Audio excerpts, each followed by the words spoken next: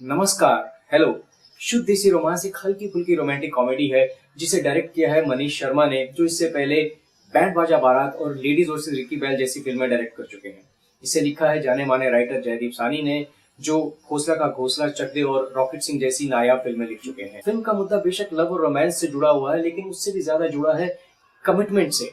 Commitment की वो nervousness, commitment का वो डर जो कि आदमी को ये सोचने को मजबूर कर देता है कि अगर मैं अब शादी कर रहा हूँ, अगर मैंने शादी की कमिटमेंट की है, तो क्या मैं शादी के बाद खुश रह पाऊंगा या उसे खुश रख पाऊंगा जिससे मैं शादी कर रहा हूँ। इसी नर्वसनेस का शिकार है हमारा हीरो रघु यानी सुशांत सिंह राजपूत, जो अपनी ही शादी के दिन अपने शादी के मंडप से उठकर भाग जाता है और अपनी होने वाली बीवी तारा यानी वानी कपूर को छोड़ जाता है।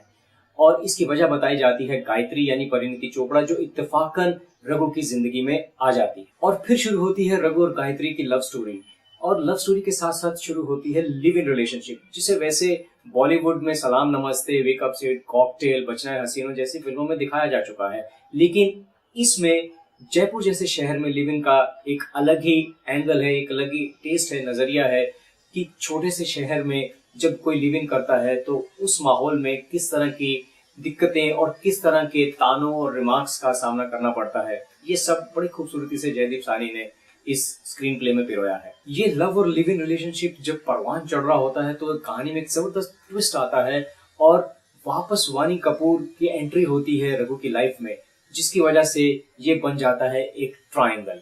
और फिर यहाँ तक जो फिल्म है, फर्स्ट हाफ जो फिल्म का है वो बेहद ही एंटरटेनिंग है, बहुत ही खूबसूरत है और दर्शकों का मनोरंजन करने में कामयाब रहता है। इंटरवल के बाद फिल्म सुस्त पड़नी शुरू हो जाती है और आखिरी के आधे घंटे में फिल्म सुस्त होने के साथ साथ कंफ्यूज भी करने लगती है और दर्शकों को ये लगने लगता है कि ये जो तीनों कैरेक्टर्स हैं, ये जो ट्रायंगल बना है, इनमें ऐसा क्या पंगा है कि ये डिसाइड नहीं कर पा रहे कि इन्हें जिंदगी से चाहिए क्या और इन्हें कमिटमेंट देने में ऐसी क्या प्रॉब्लम आ रही है। ऋषि कपूर फिल्म में सुशांत के गार्डियन दिखाए गए हैं और वो एक वेडिंग केटरर हैं, जो कि इस बात में यकीन रखते हैं कि मैरिज की जिंदगी में बहुत बड़ी अहमियत है, चाहे वो अरेंज हो या फिर लव मैरिज। और उन्हें ये समझ नहीं आता, दर्शकों की तरह ही, कि जो ये तीन लोग हैं जो ये यूथ को रिप्रेजेंट कर रहे हैं, सुशांत, परिणीति और वानी, ये मैरिज को लेकर इतने इंडिसाइसिव क्यों हैं?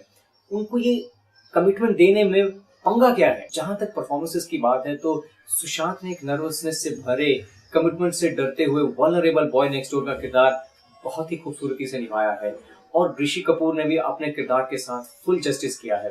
परिणीति भी बहुत कॉन्फिडेंट लगी है, बहुत अच्छा रोल किया है उन्होंने, लेकिन कहीं कहीं पर ऐसा लगता है कि वो अपने पुराने इश्कज़ादे और लेडीज वर्सेस रिकी बहल के किरदार से बाहर नहीं निकल पाई हैं। शायद उन्हें री इन्वेंट करने की जरूरत है। लेकिन सुशांत और परिणीति की केमिस्ट्री स्क्रीन पर बहुत अच्छी लगती है।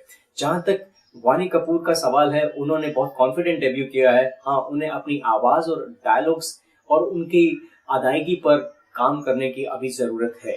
जहां तक म्यूजिक का सवाल है तो वो इस फिल्म का यकीनन स्ट्रॉन्ग पॉइंट है। सचिन जिगर की कॉम्पोजिशंस में मेलोडी है और तेरे मेरे बीच में क्या है इस फिल्म का यकीनन हाईलाइट नंबर है। फिल्म में मेलोडी के साथ साथ राजस्थानी फोक का फ्यूजन भी है और शुद्ध देसी रोमांस थीम सॉन्ग जो है, टाइटल सॉन्ग, उसे बहुत खूबसूरती से फिल्माया गया है और वो दिखने में भी बहुत कलरफुल लगता है और दिल को छूता भी है। शुद्ध देसी रोमांस की पोस्ट इंटरवल सुस्त चाल, थोड़ी रेपिटेटिवनेस और उसके कंफ्यूजन को अगर आप दरकिनार कर दें और अगर आप हल्की फुल्की आउटिंग के मूड में हैं, तो आराम से इस हल्की फुल्की रोमांटिक कॉमेडी के साथ एक शाम गुजार सकते हैं।